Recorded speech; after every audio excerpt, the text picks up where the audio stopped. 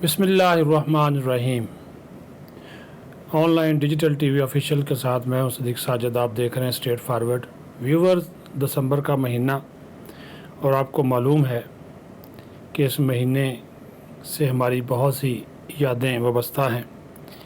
एक तो सानहा जो APS हुआ वो भी दिसंबर में हुआ था, लेकिन उससे पहले पाकिस्तान जब अलग हुआ बांग्लादेश से वो भी दिसंबर में हुआ, 16 दिसंबर को।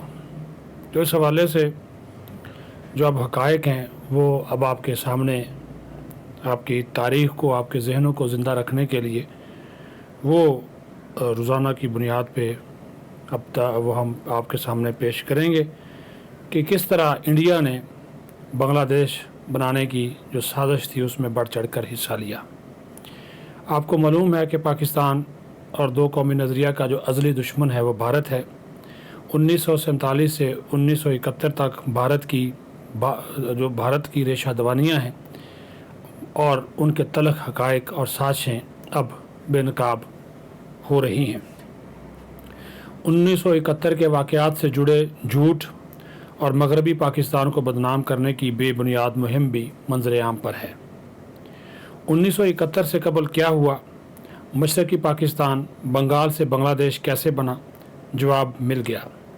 कहा गया मशरक़ी पाकिस्तान को नज़रअंदाज किया गया, मरकज़ या मगरबी पाकिस्तान ने इस्तेहसाल किया। हुआ कुछ यूँ कि भारत ने गैर मुनसिफ़ाना तक़सीम हिंद पर पर्दा डाला। मशरक़ी पाकिस्तान की तारीख़ी इक़्तिसादी बदहाली, कुदरती आफ़ात और महरूमियों को उछाला। हकीकत यह थी कि मगरबी पाकिस्तान ने मशरक़ी हिस्से में सनतें लगाईं, सरमायाकारी की, डैम बनाए, बुनियादी ढांचा, जूट और चाय की सनत तरक्की करने लगी। तेल व गैस की तलाश तेज़ से तेज़ तर हो गई। मशरक़ी व मगरबी पाकिस्तान में राब्ते जोड़े। ओरिएंट एयरलाइन की बुनियाद रखी। साजिश के तहत मशरक़ी पाकिस्तान की तरक्की के लिए मगरबी पाकिस्तान के इक़दामात सामने नहीं लाए गए और इसमें भी भारत पेश था। हिंदुस्तान ने 1971 के मकरू अज़ाइम की बुनियाद कैसे रखी? सच छुपाया, झूठ गढ़े, दुनिया को गुमराह किया। हकीकत ये थी कि मशरक़ी और मगरबी पाकिस्तान के दरमियान मुआशी तफावत तारीख़ी मीरास थी जिसका मुख्तसरन ख़ात्मा मुमकिन न था। कुदरती आफ़ात की सूरत फितरत भी मशरक़ी पाकिस्तान पर मेहरबान नहीं थी। ख़ित्ता खुराक फराहमी के बावजूद 1973 की कहत साली से नहीं निकल सका था। आज़ादी के बाद मशरक़ी पाकिस्तान की तरक्की पर खुसूसी तवज्जो दी गई। बंदरगाहें, आयल फील्ड्स, रिफाइनरीज, पन बिजली के मनसूबे बने। 1949 में चटागांग चाय नीलामी का मरकज़ बना। तक़सीम हिंद पर कोई जूट मिल ना रखने वाला मशरक़ी पाकिस्तान मगरबी पाकिस्तान की सरमायाकारी से 1950 में ही दुनिया का सबसे बड़ा जूट मरकज़ बना। Adamjee jute mills, Narayanganj jute mills processing का सबसे बड़ा प्लांट था। सिर्फ क्रीसेंट, असफ़हानी और आदमजी जूट मिल्स ने जो 26,000 मज़दूर हैं उनको मुलाजमत दी। मशरक़ी पाकिस्तान में 1954 में east Pakistan stock exchange association कायम हुई। असफ़ानी, अफ्रीका वाला बरादरान और आदमजी ख़ानदान ख़ित्ते में सनतकारी के अलमबरदार थे। ओरिएंट एयरवेज़ जो बाद अज़ां PIA बनी ने मशरक़ी मगरबी पाकिस्तान को फ़ज़ाई सफ़र से जोड़ा। मशरक़ी पाकिस्तान में 1955 में कुदरती गैस दरियाफ़्त हुई। 1969 में सनती इस्तेमाल शुरू हुआ।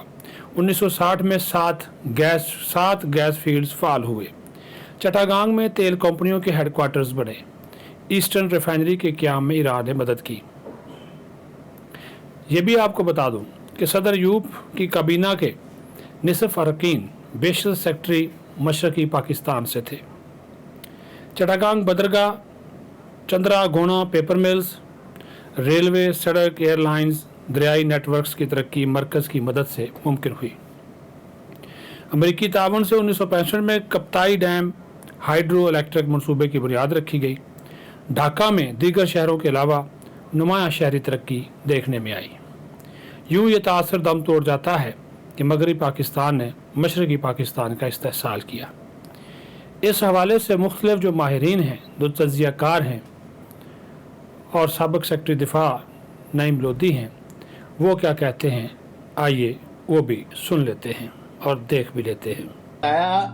کہ جتنا بھی وہاں قتل عام ہوا اس میں پاکستانی فوج کا 5% بھی حصہ نہیں تھا۔ 71 کے جو واقعہ تھا اس میں بھی بھارت نے اپنی چلاکی کے ساتھ بہت زیادہ فزیکل جنگ کے بجائے پروپیگنڈا کو یوز کیا۔ جو مکتی بانیز تھے انہوں نے نہ صرف ریپ کیا، لوٹ مار کی، بلکہ ایک پوائنٹ آ گیا جب پاکستان آرمی بیٹھ کے یہ چیز نہیں دیکھ سکتی تھی کہ سویلینز کے ساتھ ہی ہو، اور جب پاکستان آرمی نے ان کے ساتھ انگیجمنٹ کی تو کہنے کو تو مکتی بانیز کے ساتھ پاکستان آرمی لڑ رہی تھی، but actually it was the Pakistan army fighting the Indian army. ایک ایک پاکستانی سولجر، ایک ایک سولجر، سپاہی سے لے کے وہاں کے جنرلز تک، آئی تھنک یہ بہت ہی گریٹ ویلر، بہت ہی گریٹ بہادری کا انہوں نے مظاہرہ کیا، جس میں انہوں نے اپنے ایسٹ پاکستان کے بہنوں بھائیوں کو بچانے کی کوشش کی۔ 1971 کی جنگ میں تو مین کردار ہی ہندوستان کا رہا ہے، جو وہاں پر نان بنگالیز تھے